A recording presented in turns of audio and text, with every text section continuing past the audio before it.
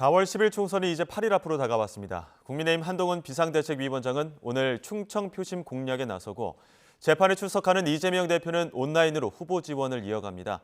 자세한 내용 국회 취재기자 연결해 알아보겠습니다. 김대겸 기자. 네, 국회입니다. 거대 양당을 포함해서 오늘 정치권 움직임 전해주시죠.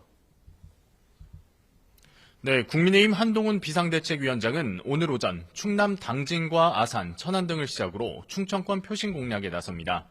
지역 살리기라는 타이틀을 걸고 유세를 이어가는 만큼 지역별 맞춤형 공약을 추가로 낼지에도 관심이 쏠리고 있습니다. 오후에는 세종과 대전으로 이동합니다.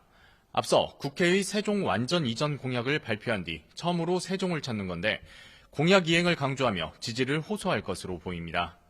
저녁에는 충북 청주와 음성에서 마지막 유세 일정을 소화한 뒤 오늘 일정을 마무리할 예정입니다. 민주당 이재명 대표는 오늘 서울중앙지방법원에서 열리는 대장동 개발 의혹 재판으로 현장 유세 일정을 잡아두진 않았습니다.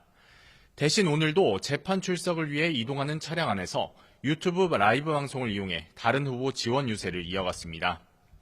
오늘 밤 9시에는 국민의힘 원희룡 후보와 맞붙는 인천 계양을 지역 첫 TV 토론회가 방송되는데 유권자들의 평가가 어떨지도 관심이 쏠립니다. 민주당은 오늘 이재명 대표 대신 김부겸 3인 공동선대위원장이 야당의 험지로 꼽히는 강원과 충북, 경북, 대구 등을 돌며 지원 유세를 이어갑니다. 이 밖에 녹색정의당 김준우 대표는 제주 4.3 사건 희생자 추념일을 하루 앞둔 오늘 제주를 찾아 유가족을 만나고 새로운 미래와 개혁신당은 지역구 유세에 집중합니다. 조국혁신당 조국 대표는 현행 선거법이 비례대표 후보의 선거운동을 지나치게 제약한다며 헌법 소원을 내겠다는 기자회견을 열었습니다. 네, 이런 가운데 어제 윤석열 대통령의 의정 갈등 관련 대국민 담화를 놓고 정치권에선 여진이 이어지고 있다고요? 네, 여당인 국민의힘은 윤석열 대통령이 대국민 담화에서 의대 정원 2,000명 증원에 대해 협의 가능성을 열어둔 것을 두고 반응이 엇갈리고 있습니다.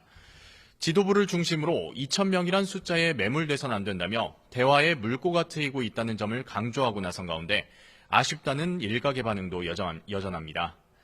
선거를 코앞에 두고 있고 의정 갈등이 파급력 있는 의제인 만큼 대통령실이 좀 더 적극적인 태도를 보였어야 한다는 취지입니다.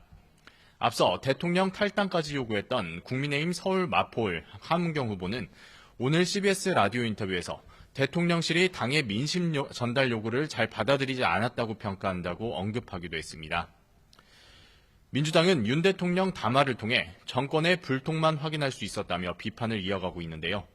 정권 심판론을 띄우고 있는 민주당은 앞으로 유세 과정에서도 이 이슈를 적극적으로 부각할 것으로 보입니다. 이런 가운데 민주당 내에서도 후보들의 도덕성이 막판 변수로 떠올랐는데요. 양문석 후보의 부동산 관련 편법 대출 논란과 김준혁 후보의 성 관련 발언을 두고 여당의 공세가 이어지고 있습니다. 파장이 계속되자 어제 양문석 후보는 논란이 된 집을 팔고 차익은 기부하겠다는 입장을 밝혔지만 격전지인 수도권 후보들을 중심으로 표심에 악영향을 미치지는 않을지 우려하는 분위기입니다. 지금까지 국회에서 전해드렸습니다.